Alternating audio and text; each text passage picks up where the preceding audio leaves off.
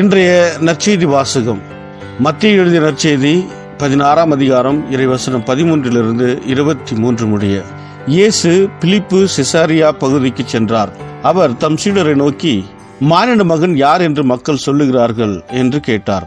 அதற்கு அவர்கள், சிலர் திருமுழுக்கு யோவான் எனவும், வேறு சிலர் எலியா எனவும், மற்றும் சிலர் எரோமியா அல்லது பிற இறைவாக்கினருள் ஒருவர் என்றும் சொல்லுகின்றனர் என்றார்கள். ஆனால் நீங்கள் நான் யார் என சொல்லுகிறீர்கள் என்று அவர் கேட்டார்.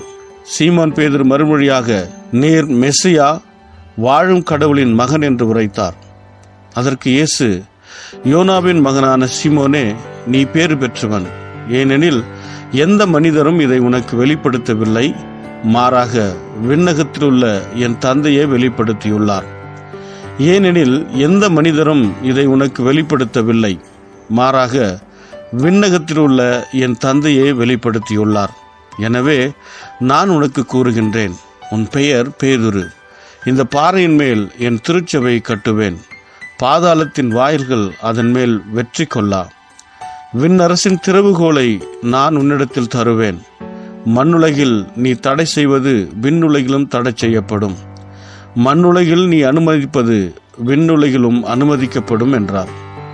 பின்னர் தாம் மெசியா என்பதை எவரிடமும் சொல்ல வேண்டாம் என்று இயேசு சீடரிடம் கண்டிப்பாய் கூறினார். இயேசு தாம் எருசலேமுக்கு போய் மூப்பர்கள், தலைமை குருக்கள், மறைநூல் அறிஞர்கள் ஆகியோரால் பலவாறு துன்பப்படவும், கொலை செய்யப்படவும், 3ஆம் நாள் உயிருடன் எழுப்பப்படவும் வேண்டும் என்பதை தம் சீடருக்கு அந்நேரம் முதல் எடுத்துரைக்க தொடங்கினார். பேதுரு அவரை தனியே அழைத்து கடிந்து கொண்டு, ஆண்டவரே, இது வேண்டாம், இப்படி உமக்கு நடக்கக்கூடாது என்றார்.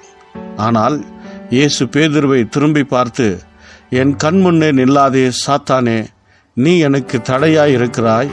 ஏனெனில் நீ கடவுளுக்கு ஏற்றவை பற்றி எண்ணாமல் மனிதருக்கு ஏற்றவை பற்றியே எண்ணுகிறாய் என்றார். இது கிறிஸ்து வழங்கும் நற்செய்தி. கிறிஸ்துவே உமக்கு புகழ். ಮತ್ತಾಯ ಅಧ್ಯಾಯ 16 ವಚನ 13ರಿಂದ 23ರವರೆಗೆ. ಯೇಸು ಫಿಲಿಪ್ಪನ ಸಜೇರೆಯ ಎಂಬ ಪ್ರಾಂತ್ಯಕ್ಕೆ ಹೋದನು.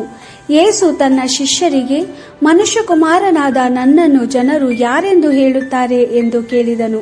ಶಿಷ್ಯರು, ಕೆಲವರು ಸ್ನಾನಿಕ ಯೋಹಾನನೆಂದು ಹೇಳುತ್ತಾರೆ, ಇನ್ನು ಕೆಲವರು ಎಲಿಯನೆಂದು ಹೇಳುತ್ತಾರೆ, ಮತ್ತೆ ಕೆಲವರು ಯೆರೆಮೀಯನೆಂದು, ಇಲ್ಲವೇ ಪ್ರವಾದಿಗಳಲ್ಲಿ ಒಬ್ಬನೆಂದು ಹೇಳುತ್ತಾರೆ ಎಂದು ಉತ್ತರ ಕೊಟ್ಟರು.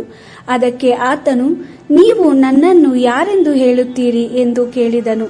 ಸೀಮೋನ್ ಪೇತ್ರನು, ನೀನೇ ಬರಬೇಕಾಗಿರುವ ಕ್ರಿಸ್ತನು, ನೀನೇ ಜೀವ ಸ್ವರೂಪನಾದ ದೇವರ ಮಗನು ಎಂದು ಉತ್ತರ ಕೊಟ್ಟನು. ಯೇಸು, ಯೋನಾನನ ಮಗನಾದ ಸೀಮೋನನೇ, ನೀನು ಧನ್ಯನು. ಅದನ್ನು ನಿನಗೆ ತಿಳಿಸಿಕೊಟ್ಟವನು ಯಾವ ಮನುಷ್ಯನೂ ಅಲ್ಲ, ಪರಲೋಕದಲ್ಲಿರುವ ನನ್ನ ತಂದೆಯೇ ನಿನಗೆ ತಿಳಿಸಿಕೊಟ್ಟನು. ಆದ್ದರಿಂದ ನಾನು ನಿನಗೆ ಹೇಳುವುದೇನೆಂದರೆ, ನೀನೇ ಪೇತ್ರ, ನಾನು ಈ ಬಂಡೆಯ ಮೇಲೆ ನನ್ನ ಸಭೆಯನ್ನು ಕಟ್ಟುತ್ತೇನೆ. ಪಾತಾಳ ಲೋಕದ ಬಲವು ನನ್ನ ಸಭೆಯನ್ನು ಸೋಲಿಸಲಾರದು. ಪರಲೋಕ ರಾಜ್ಯದ ಬೀಗದ ಕೈಗಳನ್ನು ನಾನು ನಿನಗೆ ಕೊಡುತ್ತೇನೆ. ನೀನು ಭೂಲೋಕದಲ್ಲಿ ನೀಡುವ ನ್ಯಾಯ ತೀರ್ಪು ದೇವರ ನ್ಯಾಯ ತೀರ್ಪಾಗಿರುತ್ತದೆ. ನೀನು ಭೂಲೋಕದಲ್ಲಿ ನೀಡುವ ಕ್ಷಮೆಯು ದೇವರ ಕ್ಷಮೆಯಾಗಿರುತ್ತದೆ ಎಂದು ಉತ್ತರಿಸಿದನು. ಬಳಿಕ ಯೇಸು ತನ್ನ ಶಿಷ್ಯರಿಗೆ ತಾನು ಕ್ರಿಸ್ತನೆಂಬುದನ್ನು ಯಾರಿಗೂ ಹೇಳಕೂಡದೆಂದು ಎಚ್ಚರ ಕೊಟ್ಟನು. ಆ ಸಮಯದಲ್ಲಿ ಯೇಸು ತಾನು ಜೆರುಸಲೇಮಿಗೆ ಹೋಗಬೇಕೆಂದು ಮತ್ತು ಅಲ್ಲಿ ಯೆಹೂದ್ಯರ ಹಿರಿಯ ನಾಯಕರಿಂದಲೂ ಮಹಾಯಾಜಕರಿಂದಲೂ ಮತ್ತು ಧರ್ಮೋಪದೇಶಕರಿಂದಲೂ ತಾನು ಅನೇಕ ಕಷ್ಟಗಳನ್ನು ಅನುಭವಿಸಿ ಕೊಲ್ಲಲ್ಪಟ್ಟು 3ನೆಯ ದಿನದಲ್ಲಿ ಸತ್ತವರೊಳಗಿಂದ ಜೀವಂತವಾಗಿ ಎದ್ದು ಬರಬೇಕಾಗಿದೆ ಎಂದು ತನ್ನ ಶಿಷ್ಯರಿಗೆ ವಿವರಿಸಿ ಹೇಳಿದನು. ಆಗ ಪೇತ್ರನು ಯೇಸುವನ್ನು ಸ್ವಲ್ಪ ದೂರದಲ್ಲಿ ಕರೆದೊಯ್ದು, ದೇವರು ನಿನ್ನನ್ನು ಕಾಪಾಡಲಿ, ನಿನ್ನೊಂದಿಗೂ ಹಾಗೆ ಸಂಭವಿಸದಿರಲಿ ಎಂದು ಪ್ರತಿಭಟಿಸಿದನು. ಆಗ ಯೇಸು ಪೇತ್ರನಿಗೆ, ಸೈತಾನನೇ, ಇಲ್ಲಿಂದ ತೊಲಗು, ನೀನು ನನಗೆ ಅಡ್ಡಿಯಾಗಿರುವೆ. ನಿನ್ನ ಯೋಜನೆ ಮನುಷ್ಯರ ಯೋಜನೆಯೇ ಹೊರತು ದೇವರದಲ್ಲ ಎಂದು ಹೇಳಿದನು. ದೇವರ ವಾಕ್ಯವಿದು. ದೇವರಿಗೆ ಕೃತಜ್ಞತೆ ಸಲ್ಲಲಿ. Gospel according to Matthew chapter 16 verse 13 to 23. After that Jesus came to the region of Caesarea Philippi. He asked his disciples, "Who do people say that the Son of Man is?" They said, Some say you are John the Baptist, others Elijah or Jeremiah or one of the prophets. Jesus asked them, But you, who do you say I am? Peter answered, You are the Christ, the Son of the living God. Jesus replied, You are a happy man, Simon son of Jonah, for it is not flesh or blood that has revealed this to you, but my Father in heaven.